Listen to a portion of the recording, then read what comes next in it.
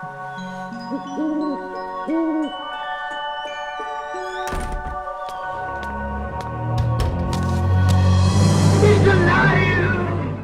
and welcome to the Peppery Badger. My name's Matt and today we're going to be looking at a useful little Photoshop plugin by Peltmade used for flattening comic pages. So basically we're going to be turning this into this.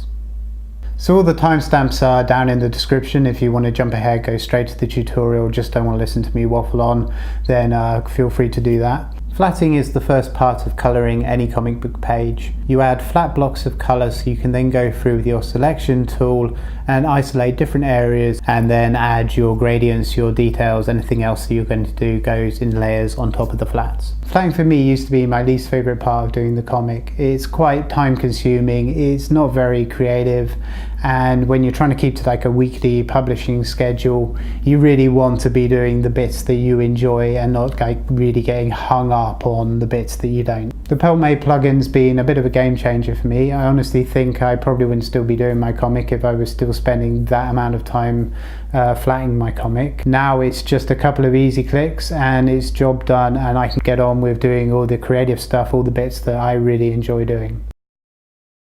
So all the links, bits and bobs, everything you will need is in the description, so go straight there and it will take you to the places that you want to go. So the first thing you'll want to do is to pop over to the Peltmade site, and once you're there, if you select Photoshop and then download, and what we're looking to download are Multi-Fill and Flatten Pro, and these will be downloaded as zip files, so you'll need to open them up and extract the plugin. Copy these to your Photoshop plugins folder. This is usually in your Adobe folder, which is usually found in your directories. And finally, once the plugins are installed, if you pop into Photoshop and you look in your Filters tab, you should be able to see the Peltmade file, and then if you look in that, you should see the Multi-Fill and Flatten Pro. So now you're in Photoshop, you just need to import the image that you want to work on. For demo purposes, I was going to use this image that I did for my wife. She was playing a lot of Fallout at the time and wanted a new Facebook profile pic, so this was the result. So the super important thing for the plugin to work properly is that the image needs to be black and white. If you're old school like me and you hand draw your comic pages, this just means that any scan that you're working on, you need to make sure that it's been scanned black and white. I know some scanners, they can call it black and white, and then when you look at it, it actually turns out to be grayscale. Similarly, if you're importing an image over from Manga Studio or some other program, you want to make sure that there's no anti-aliasing on it. The plugins they won't recognize the grey pixels, and it won't work correctly unless the image is just pure black and white. Also at this point, you're going to want to make sure that you've separated your line work out onto a separate transparent layer. This layer is going to sit on top of the black and white image that you're going to use the plugins on and put the flat color on. Once you use the plugins, it's going to damage your black and white image.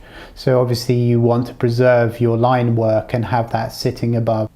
If you feel a bit confused about how to separate your line work out onto a transparent layer, then keep an eye out because I'm going to do a little video on that. It's a super simple method, takes seconds, and you end up with a transparent layer with just your line work on it. So now you have your black and white image and you have a transparent layer with your line work sitting above that. So now if you go up to your filter menu and you scroll down to the Peltmade plugin and you want to select Multi-Fill, and you can see that it fills all the white areas of your comic page with flat color. Now you can select a palette for this if you don't like the colors that is filled in. I know it's possible to go in and tweak with the settings and select your own color palette that will then fill the image with. Once you've used the Multi-Fill tool, you'll want to then use the Flatten Pro tool, and what this does is it just shrinks in and it eats into those black lines just so you don't get any funny edging on the final image. From there, using the paint bucket, we can just start filling in the already flatted comic with the colors that we actually want it to be. Then just add a few details and we have the final image. So I hope you found this video useful. If you've liked this video, subscribing, give me a thumbs up, all that's massively appreciated. If you're into comics, illustration, if you've got any great tips, things that you do that really work for you, drop me a line in the comments. I'd love to hear how other people are doing this. If you'd like to check out my comic, it's called Jabiru, the link's in the description. It's got fantasy, steampunk, pirates, and I'd love to see you there. Goodbye.